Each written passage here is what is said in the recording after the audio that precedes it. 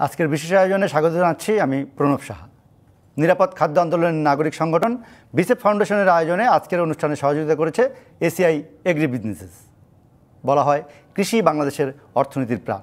এটা পুরনো কথা, আর সবচেয়ে নতুন হলো এই করোনা অতিমারির সময় সবচেয়ে বেশি সচল ছিল কৃষিখাত, আর সবচেয়ে কম প্রণোদনা পেয়েছে কৃষিখাতই।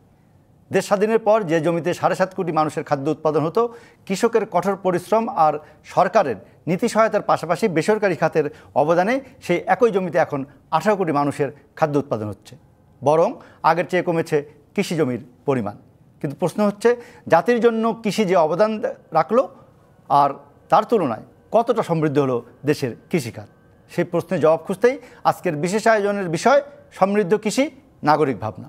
আর আজ আমাদের এই বিশেষ আয়োজনে কথা বলার জন্য অনলাইনে যুক্ত আছেন বিসেফ ফাউন্ডেশনের সভাপতি কৃষি বিজ্ঞানী ডক্টর মোহাম্মদ জয়নুল আবেদিন। আপনাকে স্বাগত আমাদের এই অনুষ্ঠানে। আমাদের সঙ্গে আরও যুক্ত আছেন কৃষি মন্ত্রণালয়ের দায়িত্বপ্রাপ্ত মাননীয় মন্ত্রী ডক্টর মোহাম্মদ রাজ্জাক। আপনাকেও স্বাগত আমাদের এই অনুষ্ঠানে। আমাদের সঙ্গে আরও যুক্ত আছেন এসিআই এগ্রি বিজনেসের ম্যানেজিং ডিরেক্টর এবং CEO doctor F H Ansari. Doctor Ansari, আপনাকেও স্বাগত আমাদের এই আলোচনা অনুষ্ঠানে। দর্শক, আমরা আলোচনাটা শুরু করতে চাই, তবে শুরুতে আমি যেতে চাই ডক্টর জয়নুল আবেদিন। আমরা গত সপ্তাহে এই আলোচনাটা সূচনা করেছি, আজকের দ্বিতীয় পর্ব। আপনি গতবার বলেছিলেন যে কৃষি কিছুটা সমৃদ্ধ হয়েছে, তবে যতটা আশা করা গিয়েছিল ততটা হয়নি। নাগরিক ভাবনা হিসেবে আমরা কথা বলছি আজকে আমাদের সঙ্গে মন্ত্রী মহোদয় আছেন, কৃষি মন্ত্রণালয়ের দায়িত্বপ্রাপ্ত।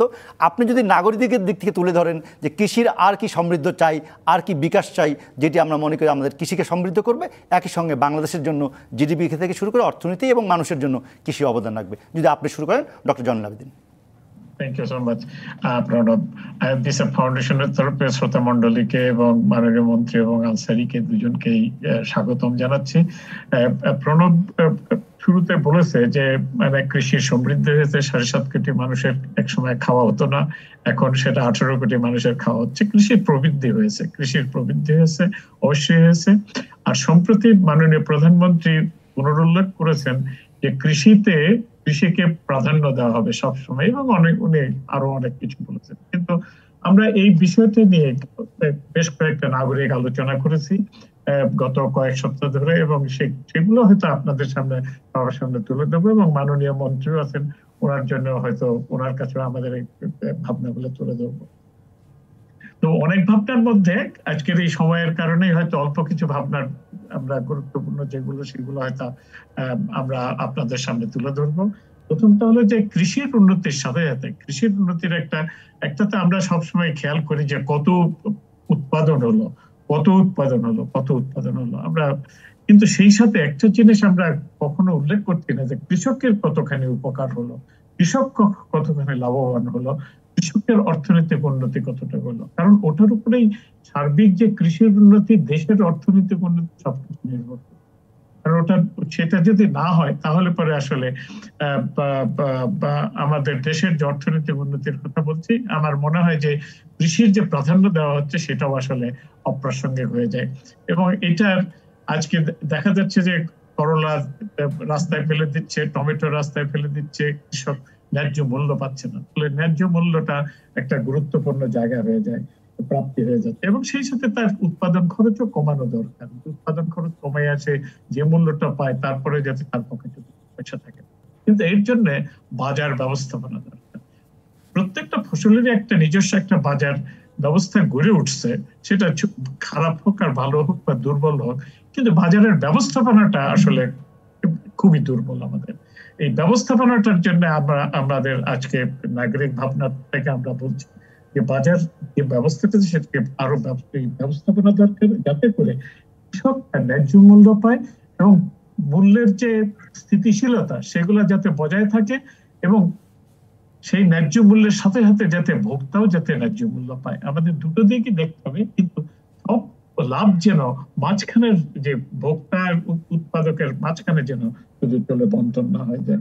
এটা একটা খুব গুরুত্বপূর্ণ জায়গাটা আমি মনে করি যে সরকারের কৃষি বাজার ব্যবস্থাপনার জায়গায় সরকারের একটা ভূমিকা আছে, এবং সেই সাথে প্রাইভেট সেক্টরকে সাথে নিয়ে এবং অন্যান্য কৃষি মন্ত্রণালয়ের সাথে সাথে অন্যান্য যে সমস্ত মন্ত্রণালয় আছে তাদেরকে সাথে নিয়ে এই একটা কাজ করা দরকার। এটার জন্য ব্যবস্থাপনা আমাদের সুস্পষ্ট প্রস্তাব হলো এটার জন্য কৃষি এগ্রিকালচার একটা প্রাইস কমিশন, কৃষি প্রাইস কমিশন, মূল্য কমিশন তৈরি করা উচিত, যেটা আসলে এই বাজার ব্যবস্থাপনাটাকে করবে। এবং সেই সাথে ডিপার্টমেন্ট অফ এগ্রিকালচার মার্কেটিং যেটা আছে তাকেও আসলে শক্তিশালী করা দরকার। এবং তার যে কর্মকাণ্ড শুধু বাজার মনিটর করার থেকেই নয়, কর্মকাণ্ডকে আরো বিস্তৃত করা যায় কিনা, যাতে করে আমরা কৃষকের ন্যায্য মূল্য পাই এবং বাজার ব্যবস্থাপনার যে অস্থিতিশীলতা এবং অব্যবস্থা থাকে সেগুলো দূর হয়। এটা গুরুত্বপূর্ণ। এবং সেই সাথে এন্টারপ্রেনার ডেভেলপ করা দরকার এবং কৃষি সংক্রান্ত, কৃষি ভিত্তিক জব ক্রিয়েশন দরকার গ্রাম এলাকায়। আমরা একটু এই দুটো পয়েন্ট একটু শুনে আসি, পরে আপনারটা আবার আসবো। আমি এই দুটো পয়েন্ট একটু শুনি, এই পয়েন্টটা এখনই শেষ করছি। এবং ফলে আমি মনে করি যে আরেকটা জায়গাটা যেটা কৃষিতে যে নবীন কৃষকদের, যারা আমাদের যারা ইয়াং গ্রুপ আছে তাদেরকেও কৃষিতে আসলে উদ্বুদ্ধ করা দরকার। সেটার জন্য একদিকে জব ক্রিয়েশন এবং কৃষিকে আসলে কি করে আরো আধুনিকীকরণ করা যায় সেটা নিয়ে চিন্তা করা দরকার। ধন্যবাদ আপনাকে। আমি একটু ডক্টর আনসারের কাছে যেতে চাই। আপনি বাজার ব্যবস্থাপনার সঙ্গে জড়িত আছেন, আবার কৃষির উৎপাদনের ক্ষেত্রেও আপনাদের একটা ভূমিকা আছে। আবার যেটি বললেন ডক্টর জয়নুল আবেদিন যে কৃষি উদ্যোক্তা, সেখানেও একটু কাজ করছেন আপনারা, আমরা জানি এসিআই আগ্রি বিজনেস থেকে। আপনি যদি বলেন যদি এইটাকে সহায়তা দেওয়ার জন্য সরকারের কি সহায়তা চান, বা আপনারা কিভাবে রাখছেন এই ভূমিকাটা? ডক্টর আনসার, আজকের আলোচনা যেটা প্রাইমারিলি ফোকাস করছে সমৃদ্ধির কৃষি, অ্যাকচুয়ালি বাংলাদেশের কৃষি সমৃদ্ধির পথে আগাচ্ছে এবং এর পিছনে সবচেয়ে বেশি যেটা কাজ করেছে গত 3 বছর ধরে, সেটা হচ্ছে আমরা অত্যন্ত গর্বিত যে বাংলাদেশের মাননীয় কৃষি মন্ত্রী একজন কৃষি বিজ্ঞানী, যেখানে আমি মনে করি কৃষির প্রতিটা সম্পূরক কৃষিতে যাওয়ার জন্য যা করা দরকার সেদিকে সেইভাবে কিন্তু আমরা দেখতে পাচ্ছি যে পলিসিগুলো ডেভেলপ হচ্ছে। আর এই পলিসিগুলো আমরা প্রাইভেট সেক্টরে ব্যবহার করার ফলে আলটিমেটলি কৃষকের বেনিফিট হচ্ছে। আমরা যে বাজার ব্যবস্থাপনার কথা বলছেন, সেক্ষেত্রে কিন্তু আমরা যারা প্রাইভেট সেক্টরে কাজ করি, স্পেশালি এসিআই, আমরা সম্পূরক কৃষি নিয়ে কাজ করি। একেবারে মাঠ থেকে শুরু করে রান্নাঘর পর্যন্ত কৃষিতে যা কিছু করা দরকার সর্বক্ষেত্রে আমরা কাজ করছি। ব্রিডিং করছি, আমরা সিড দিচ্ছি, ফার্টিলাইজার দিচ্ছি, আমরা সবই করছি। তারপরে হলো আমরা প্রসেস করি এবং ফাইনালি ফরওয়ার্ড লিঙ্কে যে আমরা মডার্ন ট্রেডে আমরা কাজ করছি। এই যে ফরওয়ার্ড লিঙ্কে যে মডার্ন ট্রেডে কাজ করছি, এটাও কিন্তু একটা বাজার ব্যবস্থাপনা। এবং এই বাজার ব্যবস্থাপনাতে হয়তো আমাদের প্রয়াসটা এখন পর্যন্ত খুব ছোট, বাট গতি অনেক স্পিডি আছে। আমরা অন্যান্য যে কাজগুলো করছি সেটা হচ্ছে আমরা কৃষকের ক্ষেতে আমরা ফসল উৎপাদন করি এবং সেই ফসল আমরা জাস্ট ন্যায্য মূল্যে কিনি, যেটার ফলে কৃষক যেহেতু প্রি ডিটারমাইন্ড প্রাইসে তারা বেচতে পারে, তখন সেখান থেকে তারা প্রফিট করার একটা ব্যবস্থা হয়েছে। তারপরে আমরা যেটা করতে পারিনি সেটা হচ্ছে প্রাইমারিলি পোস্ট হারভেস্ট করার পরে যে স্টোরেজ যে ফ্যাসিলিটিসটা, এটা আমরা দিতে পারিনি। এটা দিলে হয়তো বাজার ব্যবস্থাপনায় কিছুটা উন্নত হতো এবং সেক্ষেত্রে কৃষককে তো যথেষ্ট প্রাইস বেনিফিট পেত। এইভাবে আমরা কাজগুলো করে যাচ্ছে একটার পর একটা। আর কৃষি উদ্যোক্তা সৃষ্টির ক্ষেত্রে কোনো অবদান রাখার সুযোগ আছে কিনা বেসরকারি পর্যায় থেকে? এখন যেটা হয়েছে করোনা কালে বলবো, শহর থেকে গ্রামে লোক চলে গেছে এবং দেশের বাইরে থেকে অনেক লোক চলে আসছে, যার ফলে হচ্ছে কি গ্রামে একটা কর্মসংস্থান সৃষ্টি হয়েছে। সেটা হচ্ছে কৃষি উদ্যোক্তা। কেউ সার্ভিস প্রোভাইড করছে, বিশেষ করে ফার্ম মেকানাইজেশনে। কেউ ডিলার হিসেবে দোকান খুলে দোকানে ব্যবস্থাপনা করছে এবং সেখানে কৃষি ইনপুট বিক্রি করছে। আবার কেউ কিন্তু ঠিক একেবারে অর্চার্ড করছে, সবজি করছে এবং মাঠ ফসল করছে এবং ভ্যালু এডেড ফসল করছে, যার ফলে এখানে কিন্তু যথেষ্ট সংখ্যা কিন্তু উদ্যোক্তা তৈরি হয়েছে। এবং এই উদ্যোক্তারা আমি মনে করি যে তাদের প্রফিট কালচার করছে এবং এখান থেকে তারা যথেষ্ট প্রফিট করছে এবং এদের দেখে নতুন নতুন উদ্যোক্তার সৃষ্টি হচ্ছে। এবং এই উদ্যোক্তাদের একটাই সমস্যা, সেটা হচ্ছে ফান্ডিং। তারা যে সমস্ত সোর্স থেকে ফান্ডিং পায় সেগুলো কিন্তু একটু এক্সপেন্সিভ। এখানে যদি মোস্টলি আমরা যেটা চেষ্টা করি সেটা হচ্ছে আমাদের ডিলারের মাধ্যমে তাদেরকে ইনপুট দিই এবং যারা ডিলার তাদেরকে আমরা ক্রেডিট দিই।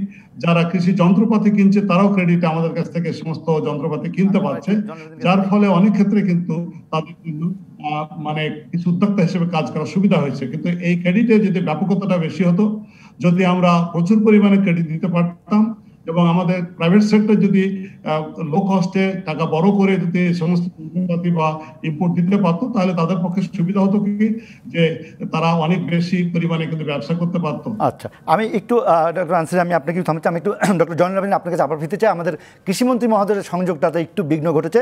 আপনি যদি বলেন যে এই উদ্যোক্তা সৃষ্টির ক্ষেত্রে সরকার কি সহায়তা করতে পারে, বা আমরা কি নতুন করে কৃষক সৃষ্টি করতে পারবো যদি কেউ আগ্রহী না হয়, বা আগ্রহী করতে হলে তাদেরকে কি করতে হবে? আর ডক্টর আনসারি যেটি বললেন সেই সহায়তা কি যথাযথভাবে কৃষক নিতে পারবে বা একজন নতুন উদ্যোক্তা নিতে পারবে?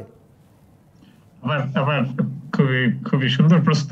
এবং আনসারি সাহেব যেটা বলেছেন যে মানে আসলে আমাদের উদ্যোক্তা তৈরি করতে হবে, আমাদের সেই একই কথাটা আমি বলতে হয়তো সময়ের জন্য বলতে পারিনি, যে আমি সম্পূর্ণ একমত। আমাদের উদ্যোক্তা তৈরি করতে হবে। উদ্যোক্তা তৈরির কতগুলো জায়গায়, একটা হলো যে এর টোটাল বাজারের যে ব্যবস্থাপনার ভিতরে দরকার, কিন্তু বিশেষ করে দরকারটা হলো আপনার যে গ্রামে গঞ্জে মন্ত্রী মহোদয় আসছেন, যে আমাদের যে সমস্ত জায়গায় বড় বড় আসলে এই কৃষি পণ্যের বাজার ব্যবস্থা আছে, ওই সমস্ত জায়গায় আমরা ছোট ছোট উদ্যোক্তা তৈরি করতে পারি কিনা, যারা ওই সমস্ত জায়গাতে স্টোরেজ তৈরি করবে, সবজি বা অথবা যেগুলো পেরিশেবল প্রোডাক্ট আছে সেগুলো স্টোরেজ তৈরি করবে, অথবা ছোট ছোট পোস্ট হারভেস্ট প্রসেসিং, যে আপনার টমেটো কিনে সেটার থেকে আচার তৈরি করা কিংবা পেস্ট তৈরি করা, এই ধরনের। আমি একটু উদাহরণ বলছি। অথবা আনারস, যে মধুপুরে আনারসের কেন প্রসেসিং সেন্টার হতে পারে না, প্রসেসিং প্ল্যান্ট হতে পারে। ডক্টর জয়নুল আবেদিন, আমরা মন্ত্রী মহোদয়কে পেয়েছি, আমরা তাহলে একটু বিরতি থেকে ঘুরে আসি। মন্ত্রী মহোদয়, আপনি বিস্তারিত বলবেন। অনেকগুলো প্রশ্ন সামনে এসেছে যে আমরা কৃষি বাজার ব্যবস্থাপনায় কি করতে পারি, আমরা নতুন উদ্যোক্তা হিসেবে কৃষি উদ্যোক্তা তৈরি করতে কি করতে পারি, আরেকটা হলো যে কৃষক তার ন্যায্য মূল্য পাচ্ছে কিনা। তিনটি প্রশ্ন এতটুকু আমরা আলোচনা করলাম, একটু সংযোগ বিচ্ছিন্ন হয়ে গিয়েছিল।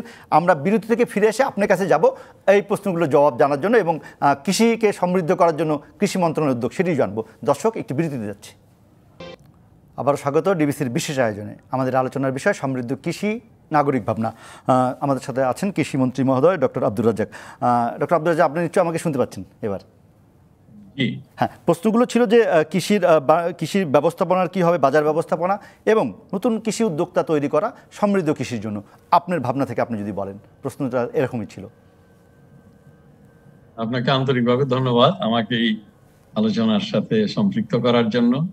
সমৃদ্ধ কৃষি, নাগরিক, আমরা সবসময় সমৃদ্ধ কৃষি চাই। এখনো বাংলাদেশের ৬০-৭০% মানুষ গ্রামে বাস করে, কোনো না কোনো ভাবে তারা জীবিকার জন্য কৃষির উপরে নির্ভরশীল। কাজেই কৃষি সমৃদ্ধির সাথে বাংলাদেশের সার্বিক অর্থনীতি বহুলভাবে নির্ভরশীল, নানানভাবে এটা নির্ভরশীল। যদিও ইদানিং আমাদের টোটাল জিডিপি বা জাতীয় আয়ে কৃষির অবদান কমে আসছে, বাড়ছে আপনার ম্যানুফ্যাকচারিং সেক্টর বা শিল্প কারখানা এবং সেবা খাত উৎপাদন এবং সাথে সাথে সেবা। কিন্তু তার সাথে আমরা সবসময় প্রত্যাশাও করি যে আরো বেশি আমাদের কি হওয়া উচিত। কৃষির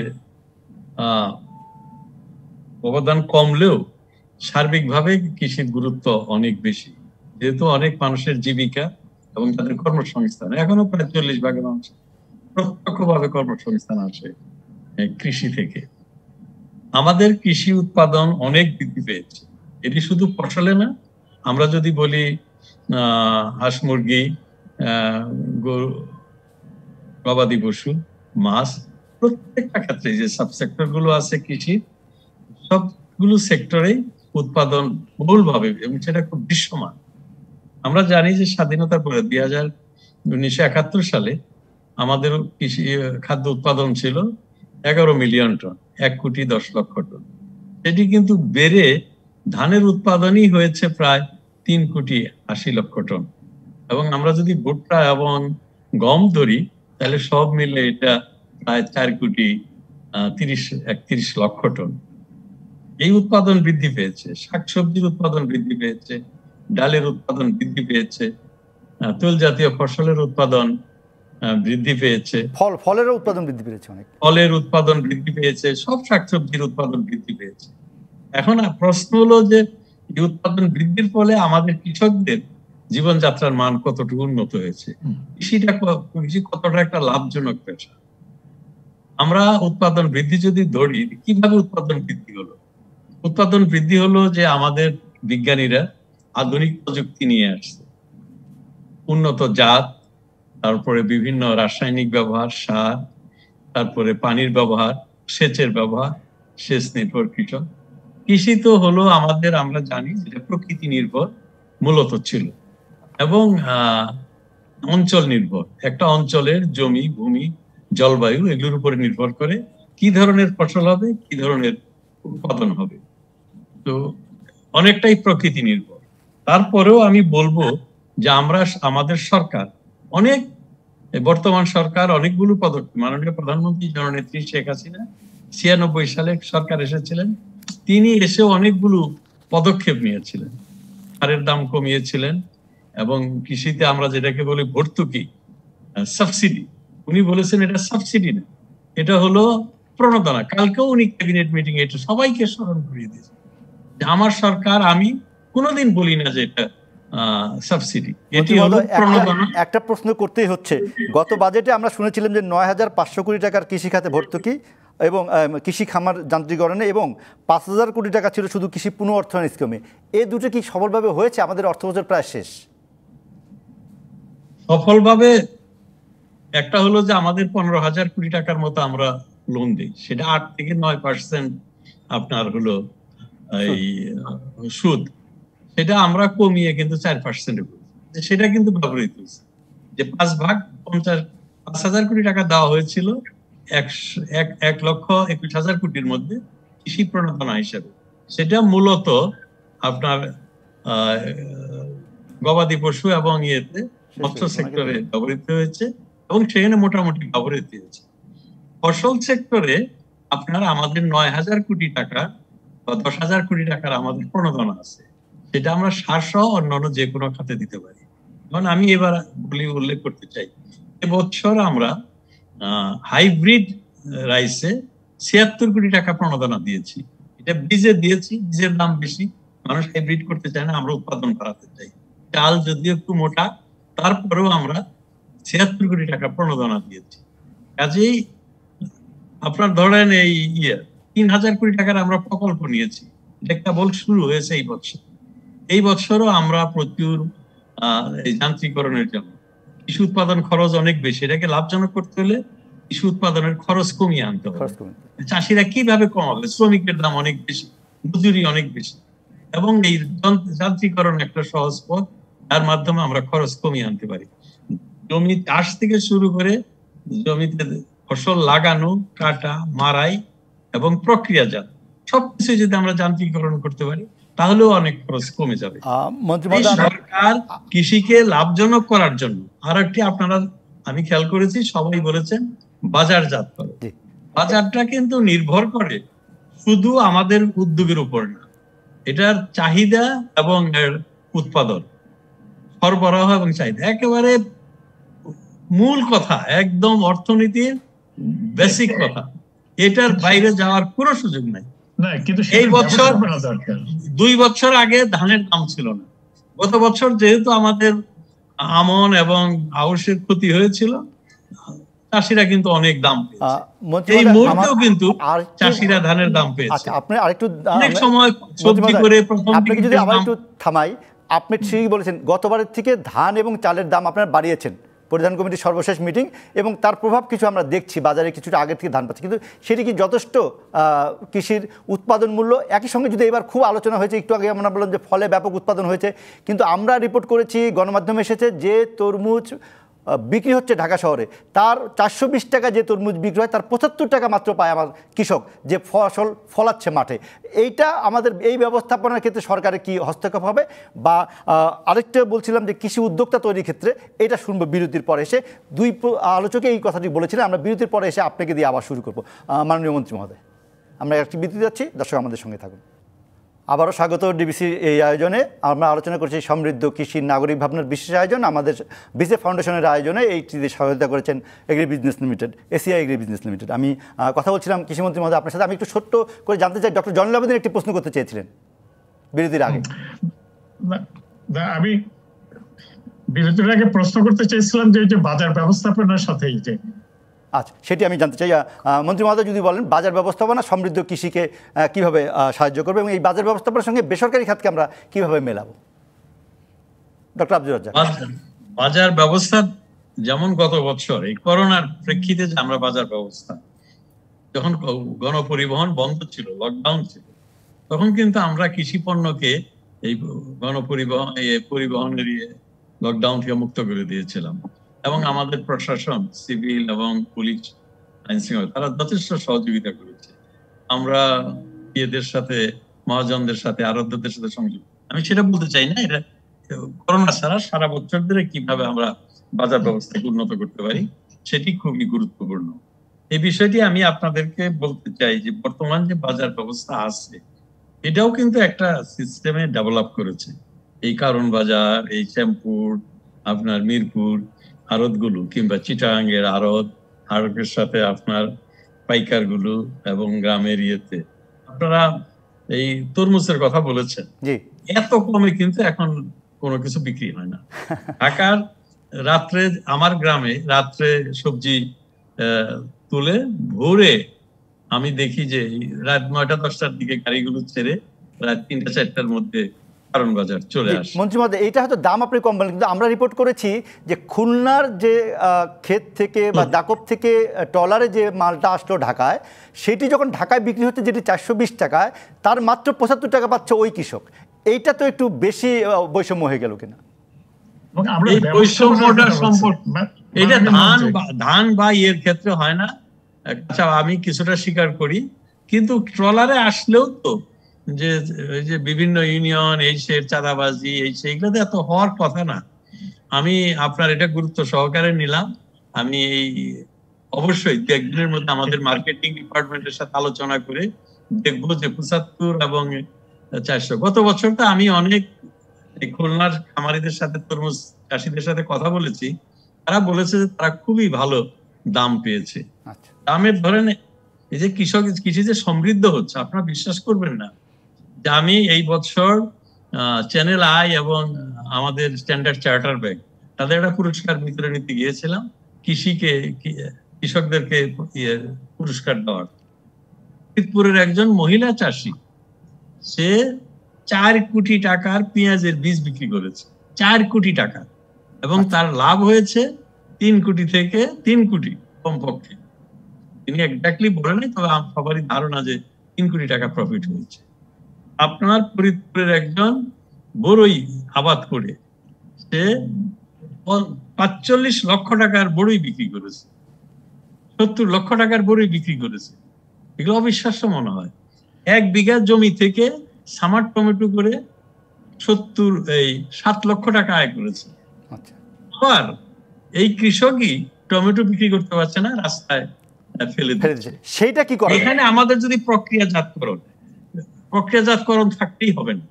আপনি কেচাপ করলেন, কেচাপের বাজার, এই কেচাপ খাওয়ার জন্য মানুষের আয় আছে কিনা, কয়জন মানুষ কেচাপ কিনে খেতে পারে? সমস্যা হলো এখানে। এই কেচাপ যদি আপনি বিদেশে রপ্তানি করতে পারেন তাহলে কোনো সমস্যা নেই, কিন্তু ডোমেস্টিক মার্কেট আমাদের খুবই লিমিটেড। 17 কোটি মানুষ, আমাদের যে উৎপাদন সবচেয়ে কোনো কিছুই সারপ্লাস হওয়ার কথা না। দুধ না, মাছ না, আপনার ডিম না, কিন্তু একটু যদি উৎপাদন বেশি হয় তাহলে আর বিক্রি করতে পারে না। সেখানে সরকার হস্তক্ষেপ করতে পারে কিনা কৃষি বিপণন অধিদপ্তর বা অন্য কোনোভাবে? বেশি যখন উৎপাদন বেশি তখন আর এটা করতে পারে না। আমি কিন্তু ওইখানে বাজার ব্যবস্থাপনার কথাটা বলছি। বাজার ব্যবস্থাপনা আপনার সৈয়দপুর বাজারে আপনার 1000 লিটারের বেশি দুধ হলে আর বিক্রি হয় না। এই কেন কুড়িগ্রামের বাজারে আপনার 300 লিটারের বেশি দুধ হইলেই কুড়িগ্রামের চিরির বন্দর একটা ছোট হাটে আর দুধ বিক্রি হয় না, কারণ মানুষের আয় নাই। তার অর্থ কি দুধের দরকার নাই? কিন্তু আমরা যে বলছি মানুষের আয়, মাথাপিছু আয় বেড়েছে, মাথাপিছু আয় বেড়েছে। 2000 ডলার খুবই কম। এটা যদি 4-5 হাজার ডলার হতো, 4-5 হাজার ডলার হতো তাহলে। মন্ত্রী, এই জায়গাটা একটা বৈষম্য যে গড় করতে গিয়ে 2000 হয়েছে, কিন্তু আপনার গ্রামের কৃষকদের সেটা হয়তো মানে $200 হবে আর কি। সেটা তো ঠিক, এর মাঝেও কৃষক বা উৎপাদনকারীকে ইকুইটি একটা বড় ইস্যু। আচ্ছা, এর মাঝে আমরা কৃষককে বা উৎপাদনকারীকে কোনো সহায়তা করতে পারি কিনা বেসরকারি খাতের একটু আমি মন্তব্যটা জানতে চাই ডক্টর। আমি কালকে ক্যাবিনেটে আলোচনা হয়েছে। আচ্ছা বলুন। দেখেন, আপনার ডিএপি সার এটা যখন বিএনপি জামাত সরকার ক্ষমতায় ছিল, তখন আপনার সার নিয়ে কি হয়েছে আমি আমরা জানি। হ্যাঁ, আপনারা জানেন, সবাই জানেন। 90 টাকা ছিল, সেটা আমরা 2009 সালে প্রথম ক্যাবিনেট মিটিং এটাকে আমরা করলাম 25 টাকা। আচ্ছা, প্রথম 28 টাকা, তারপরে 25 টাকা। গত 2019-এ 16 ডিসেম্বর থেকে এটা হলো আপনার মাত্র 16 টাকা। এই মুহূর্তে ডিএপি সার ভারত হইলো 38 রুপি, তার মানে ধরেন 45 টাকা। আর এটা আমরা বিদেশ থেকে আনতেছি প্রায় 70-80 টাকা। এই যে এত টাকার দাম আমরা ডিএপি এনে মাত্র 16 টাকা, পৃথিবীর কোন দেশে? এটা মাননীয় প্রধানমন্ত্রী শেখ হাসিনাই আপনার পার্শ্ববর্তী দেশ ভারতের 45 টাকা আর কেজি সারের দাম, এটা মাত্র 16 টাকায়। কিন্তু মন্ত্রী মহোদয়, সেজন্য তো সরকার ধন্যবাদ পেতে পারে, এবং সরকারের এই সহায়তার জন্য কৃষক তার উৎপাদন যথেষ্ট বাড়াচ্ছে বা অনেক বেশি কৃষি উৎপাদন আমরা পাচ্ছি। আমরা বলছিলাম সব কিছুর উৎপাদন বেড়েছে, কিন্তু তার ব্যবস্থাপনার ক্ষেত্রে লাভ করার ক্ষেত্রে কি করতে পারে? আমি একটু বেসরকারি খাতের মতামত জানতে চাই। ডক্টর আনসারী, যদি আপনি বলেন যে এই যে যেটি আব্দুর রাজ্জাক বললেন মন্ত্রী মহোদয়, যে বেশি উৎপাদন হয়ে গেলে আর তার দাম পাচ্ছে না, সেক্ষেত্রে বেসরকারি খাতে এই প্রক্রিয়াকরণের ক্ষেত্রে কি কোনো অবদান রাখতে পারে না? প্রক্রিয়া তো একটা পদ্ধতি, অফকোর্স এটা একটা ব্যাপার আছে। তার আগে আমি যেটা বলবো যে অ্যাকচুয়ালি এই বাজার ব্যবস্থাপনার সাথে টেকনোলজি, প্রোডাকশন, সরবরাহ এবং প্রাপ্তি সবই কিন্তু ইনভলভ। ছোট একটা এক্সাম্পল দিই, লোহাগড়াতে টমেটো উৎপাদন হয়, সেখানে দুই ধরনের টমেটো করে, দেশি জাত এবং বিদেশি জাত। বিদেশি জাতের টমেটো তারা সামার টমেটো করে, 40 টাকা কেজি বিক্রি করে, কারণ এটা 25 থেকে 30 দিন হারভেস্টিং করে কিন্তু রাখা যায়। আর দেশি জাতের টমেটো করছে অনেক ক্ষেত্রে কোন জাত, যেটা মাত্র বিক্রি করতে হয় 20 টাকা 25 টাকাতে। এই যে ডিফারেন্সটা কেন? কারণ হলো কৃষক কিন্তু বার্গেন করতে পারছে। এখানে টেকনোলজি ভেরি ইম্পর্টেন্ট, এখানে স্টোরেবিলিটি ভেরি ইম্পর্টেন্ট। আমরা এখনো নতুন আম উঠে গেছে, অথচ বাজারে কিন্তু 400 টাকা কেজি আম বিক্রি হচ্ছে বিদেশি আম, দেশি আম বিক্রি হচ্ছে 200 টাকা 150 টাকা। তাই এইটা কিন্তু টেকনোলজি, প্রোডাকশন, আপনার সরবরাহ এবং প্রাপ্তি এগুলোর সাথে কিন্তু সম্পৃক্ত আছে। এখন আপনি যে প্রশ্নটা করেছেন আমার কাছে, সেটা হচ্ছে যে এই যা উৎপাদন হলো সেটা প্রক্রিয়াজাত কারণের সাথে কোনো সম্পর্ক আছে কিনা। এখানেও কিন্তু একটা ব্যাপার আছে। আমরা জানি যে টমেটো ক্যাচআপ লাল টকটকে না হলে কেউ কিনবেন। আমাদের দেশে যে সমস্ত টমেটো উৎপাদন হয় মোস্টলি এডিবল টমেটো, রান্না করে খাওয়ার জন্য। এগুলো দিয়ে যদি আমরা ক্যাচআপ বানাই, তো লাল করতে হলে রং দিতে হবে, রং দিলে ফ্লেভার আসবে না, টেস্ট আসবে না। তো সেক্ষেত্রে কিন্তু আমাদের জাত লাগবে, এবং জাতগুলো আমাদের দেশে আসছে। আমাদের সরকারের পলিসির কারণে, যেহেতু আমরা ভেজিটেবলের বীজ বা টেকনোলজি এখন ওপেন করে দেওয়া হয়েছে, সেহেতু এখন নতুন নতুন জাত আসছে। এই জাতগুলো ইন্ট্রোডাকশন হচ্ছে, এবং ইন্ট্রোডাকশন হওয়ার সাথে সাথে এগুলো আস্তে আস্তে দেখা যাবে যে এগুলো কিন্তু প্রক্রিয়াজাতকরণের জন্য উপযুক্ত হবে। তখন আমরা নিজেরা এটা প্রসেস করতে পারবো, এবং টমেটো ক্যাচআপও বিক্রি করতে পারবো ডোমেস্টিক মার্কেটে, পাল্পও বিক্রি করতে পারবো দেশের বাইরে। কারণ আপনারা জানেন আমাদের দেশে যে সমস্ত পাল্প পাওয়া যায়, এসব দেশে কিন্তু টমেটো এত বেশি উৎপাদন করে না। তারা বাহির থেকে কিন্তু এই সমস্ত পাল্প আমদানি করে এরা কিন্তু টমেটো ক্যাচআপ বানায় এবং তারাকে প্রসেস করে প্যাকেট করে বিক্রি করে। সো এর সাথে কিন্তু সম্পৃক্ত হচ্ছে টেকনোলজি এবং জাত, এবং এই সমস্ত জাত কিন্তু বাংলাদেশে কিন্তু ইন্ট্রোডিউস হচ্ছে, এবং বহুল ক্ষেত্রে কিন্তু আমরা যথেষ্ট সাকসেসফুল। ডক্টর আনসারী, এই যে নতুন যে জাতের টমেটো দরকার, বা আমরা অনেক ক্ষেত্রে শুনি যে আলু রপ্তানির ক্ষেত্রেও নতুন ধরনের জাতের আলু দরকার ফ্রেঞ্চ ফ্রাই করার জন্য, যেটা দেশে হয় না, কিন্তু প্রচুর ফ্রেঞ্চ ফ্রাই আমরা আমদানি করি, আমরা কেচাপও আমদানি করি। তাহলে এক্ষেত্রে গবেষণার ক্ষেত্রে তো একটা বড় ধরনের দরকার হবে, যে আমরা গবেষণা করে তেমন আলু তেমন টমেটো দরকার। সেটার ক্ষেত্রে আপনার মত কি? কোথায় গবেষণাটা হবে? কে করে দেবে, সরকার না আপনারা? আমাদের দেশে 6টি ক্রপ আছে যেগুলো মোটামুটি ভাবে প্রাইভেট সেক্টর এক সময় কিন্তু রিসার্চ করতে পারতো না বা রিলিজ করতে পারতো না। আর এই 6টি জাতের মধ্যে আলুও ছিল। রিসেন্টলি গভর্নমেন্ট পলিসি করেছে 3 বছরের মধ্যে 3 বছরের জন্য একটা উইন্ডো দিয়েছে, যে উইন্ডোতে যে কেউ ভালো জাতের টমেটো এখানে আনতে পারবে, রিসার্চ করতে পারবে, অ্যাডাপ্ট করতে পারবে, মার্কেটে রিলিজ করতে পারবে। খুব ভালো একটা খবর যে ইতিমধ্যে কিন্তু প্রায় 20-22টি জাত কিন্তু প্রাইভেট সেক্টর থেকে রিলিজ হয়েছে, এবং এখানে অনেক জাতি আছে যেগুলো আপনার বেশি বায়োমাস, অর্থাৎ সলিড পার্টিকুলার ম্যাটেরিয়াল হচ্ছে প্রায় 20%-এর বেশি। এসব জাতগুলো থেকে কিন্তু ফ্রেঞ্চ ফ্রাই বানানো সম্ভব, এসব জাত থেকে স্টার্চ বানানো সম্ভব। এবং এসিআই শুধু বাণিজ্যিক লাভের বাইরে এরকম গবেষণা খাতে কোনো খরচ করছে কিনা? আবার একটু বলবেন প্লিজ। মানে এসিআই বাণিজ্যিক লাভের বাইরে এরকম গবেষণা ক্ষেত্রে কোনো খরচ করছেন কিনা আপনারা? ব্যাপক আকারে গবেষণা করছি আমরা ধানে গবেষণা করছি, প্রায় 50 কোটি টাকা ইনভেস্ট করেছি আমরা গত 5 বছরে। এর সাথে জয়েন্ট ভেঞ্চার আমরা গবেষণা করছি, আমরা আলুতে গবেষণা করছি, আমরা গমে করছি, আমরা ভুট্টাতে করছি, সবজিতে করছি। ইতিমধ্যে 23টা সবজি আমরা রিলিজ করেছি, 2টো ধান ইমব্রিড ধান রিলিজ করেছি, আমরা হাইব্রিড ধান রিলিজ করেছি, আমরা 13টা পটেটো আমরা রেজিস্ট্রেশন করেছি, এবং 2টো গম, যথেষ্ট ভালো গম, প্রসপেক্টিভ গম, যার রিল 5 টনের বেশি হবে, সেটাও আমরা রিলিজের পথে আছি। আমরা এই সব ফসলই কিন্তু আমরা। ধন্যবাদ। আমি একটু ডক্টর জয়নুল আবেদিন আপনার কাছে যেতে চাই। একজন কৃষি বিজ্ঞানী হিসেবে আপনি কি মনে করেন এই যে গবেষণার জায়গাটি, সেইটি কতটা সরকারের থেকে করা উচিত, আর বাজার ব্যবস্থাপনা আর কোনো মতামত আছে যেটি কৃষি মন্ত্রী মহোদয় বললেন যে তারা দেখছেন, এবং আমরা কৃষি বিপণন অধিদপ্তরও আছে এখন জানি, যারা অনেক কিছু করতে পারে, সেক্ষেত্রে আপনি মতামত যদি বলেন। আমি আসলে প্রথম কথা হলো গবেষণার ক্ষেত্রে সরকার যেটা করছে, যে প্রাইভেট সেক্টর, ইস্পাহানি অথবা এসিআই অথবা আরো অনেক প্রতিষ্ঠান আছে যারা আসলে এখন গবেষণা আগে আসতেছে, এটা সরকারেরও একটা প্রণোদনার ফলেই হয়তো সেটা আসছে, এবং সেটা আমার মনে করি এটাকে আরো জোরদার করা দরকার। তো আমি আবার তোমার মূল প্রশ্নটা যাওয়ার আগে আমি একটু মাননীয় মন্ত্রীর কাছে বলতে চাই, এই যে বাজার ব্যবস্থাপনার কথা বলছি, বাংলাদেশে খাবারের যে নিরাপদ খাবারের যে বিষয়টা আসছে, সেইটারও বাজার ব্যবস্থাপনাটাকে আসলে গড়ে তোলা দরকার। আমরা চাই, কারণ ওই জায়গাটাও ঠিক মতো এখন আরো খুবই ওটা অবিন্যস্ত রয়ে গেছে। আমরা মনে করি যে এই যে ওইখানেও এন্টারপ্রেনারশিপ ডেভেলপমেন্ট দরকার, এবং যারা এন্টারপ্রেনার হবে নিরাপদ খাবারের জন্য, তাদেরকে দরকার লাগলে আসলে প্রণোদনা দেওয়া দরকার, যে এই নিরাপদ খাবারের জন্য উৎপাদন থেকে আরম্ভ করে তার গবেষণা এবং উৎপাদন এবং বাজারজাতে সব জায়গাতেই আসলে এন্টারপ্রেনার দরকার, এবং সেই জায়গাতেও আপনার যে প্রণোদনা রয়ে গেছে সেটাও তাদের কাছে যেতে পারে। এই সাথে আমরা মনে করছি, স্পেসিফিক মনে করতেছি যে কারওয়ান বাজারে আপনি যেরকম এই মানিক এভিনিউতে সপ্তাহে 1 দিন বা 2 দিনের একটা বাজার ব্যবস্থা হয়েছে, ওইটাকে একটু স্থায়ীকরণ করা যায় কিনা, কারওয়ান বাজারের মতো কোনো একটা জায়গায় নিরাপদ খাবারের জন্য একটা ল্যান্ডিং পয়েন্ট, একটা বাজার তৈরি করা, আপনার জায়গা কৃষকেরা বা ব্যবসায়ীরা জায়গা পেতে পারে কিনা। এটা গুড থিং, যে যতক্ষণ পর্যন্ত বাংলাদেশে সব খাবারই নিরাপদ না হয়ে যায়, ততক্ষণ পর্যন্ত পাশাপাশি এটা একটা সেপারেট, একটা আলাদা বাজার ব্যবস্থা। আমি তাহলে একটু মন্ত্রী মহোদয়ের কাছে শুনে আসি আপনার এই মন্তব্য, কি বলেন মন্ত্রী মহোদয়? মন্ত্রী মহোদয় আপনি বলেন। আমি তার আগে শুধু একটি বাক্য বলি, আপনি একজন বৈজ্ঞানিক কর্মকর্তা হিসেবে বাংলাদেশ কৃষি গবেষণা কাউন্সিলে জয়েন করেছিলেন, এবং মুখ্য বৈজ্ঞানিক কর্মকর্তা হিসেবে সেখানে আগাম মানে ছেড়ে দিয়ে সেই চাকরি রাজনীতিতে জয়েন করেছেন, এবং কৃষি মন্ত্রণালয়ের দায়িত্ব পেয়েছেন। আপনার ঘাড়ে দায়িত্ব একটু বেশি বলে আমরা মনে করি।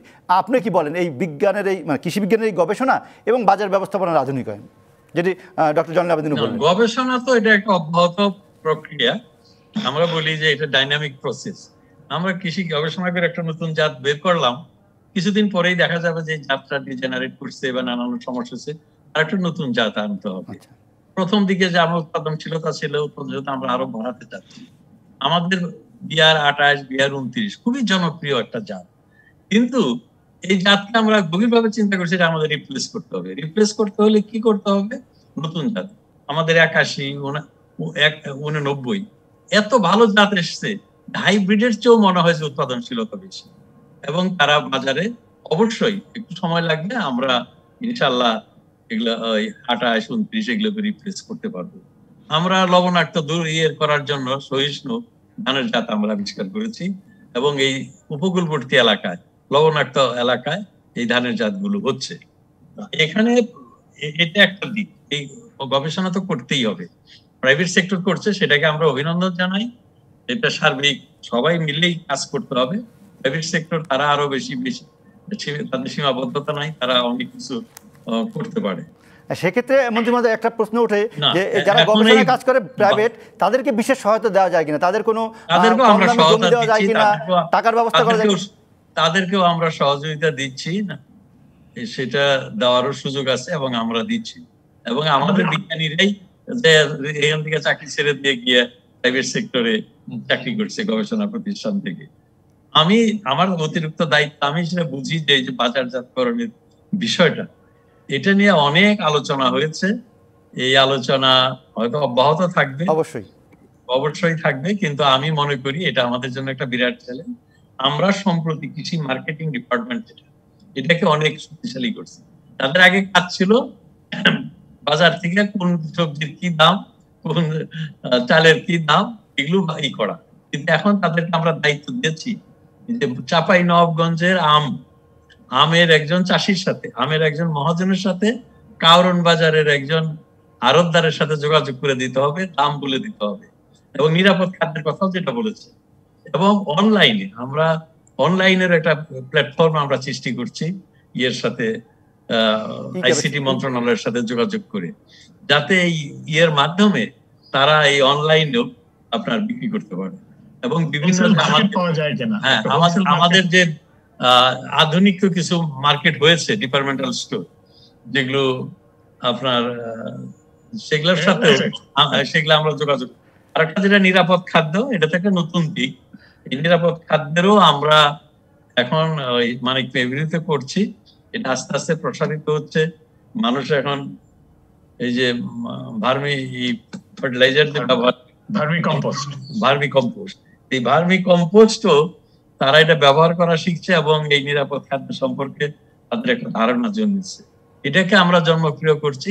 সম্প্রতি আমাদের ক্যাবিনেটে গুড এগ্রিকালচারাল প্র্যাকটিসেস এটার একটা নীতিমালা হয়েছে, অনুমোদন হয়েছে। আমরা এটা আন্তর্জাতিক বাজারে কিভাবে ঢুকতে পারি, এখন আন্তর্জাতিক বাজারে আপনার রপ্তানি করতে হলে আন্তর্জাতিক প্রমাণ করতে হবে, সার্টিফিকেট লাগবে, যেটা গুড এগ্রিকালচার প্র্যাকটিসের মাধ্যমে। ধন্যবাদ কৃষিমন্ত্রী মহোদয় আপনাকে।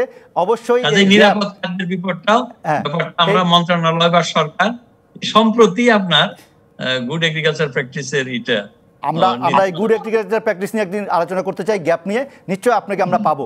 আপনার কাছে সেই প্রতিশ্রুতি আমরা আজকে চাচ্ছি যে আপনি আমাদের সঙ্গে থাকবেন, আমরা গ্যাপ নিয়ে একটা আলোচনা করব। আজকের মতো অনুষ্ঠানটি শেষ করতে হচ্ছে। সর্বশেষ ডক্টর জয়নুল আবেদিন যদি শেষ করেন, গ্যাপেরটা নয় পরে বললেন, এটা আরেকটা আলোচনা নিশ্চয়ই আমরা ভবিষ্যতে করব। আপনি আজকের মতো যদি শেষ করেন। আমার আজকে মানে সুন্দর আলোচনা হয়েছে, শুধু আমার একটু বক্তব্য, খুবই ভালো আলোচনা হয়েছে। ধন্যবাদ মাননীয় মন্ত্রী মহোদয়ের কাছে আমাদের কথাটা আবারও, যে বাজার ব্যবস্থাপনাটাকে যাতে কৃষক যাতে ন্যায্য মূল্য পায়, সেটার জন্য আসলে আরো বেশি আলোচনা এবং সরকারের আরো পদক্ষেপ দরকার এবং প্রাইভেট সেক্টরের দরকার। এবং নিরাপদ খাদ্যের জন্য আমরা মনে করি যে একটা যদি কাউরান বাজারের মতো একটা বাজার যদি মানে ঢাকায় একটা জায়গা পাই, আপনার যেটা ওইটারই আপনার যেটা শুরু করেছেন এটারই একটা এক্সটেন্ডেড ভার্সন, যেখানে সকল নিরাপদ খাবার আসবে এবং যারা মানে এই স্বপ্নের মতো দোকান ওখানে গিয়ে কিনে ছোট ছোট যারা ধন্যবাদ তারা ওখান থেকে নিয়ে আসবে। ধন্যবাদ ডক্টর জয়নুল আবেদিন। আমরা তেমন একটা বাজার চাই এবং একই সঙ্গে এসিআই যারা বাজার ব্যবস্থাপনার সঙ্গে আছেন তাদেরকেও চাই যে তারাও এরকম মার্কেট সৃষ্টি করুক। শুধু এসিআই এর স্বপ্ন না, সারা কৃষির জন্য, সারা দেশের জন্য এমন ব্যবস্থা করা যায় নাকি। আজকের মতন বিদায় নিচ্ছি। আগামী আবার দেখা হবে আপনাদের সাথে। বিশেষ আয়োজনের এখানে সমাপ্তি। সকলকে ধন্যবাদ।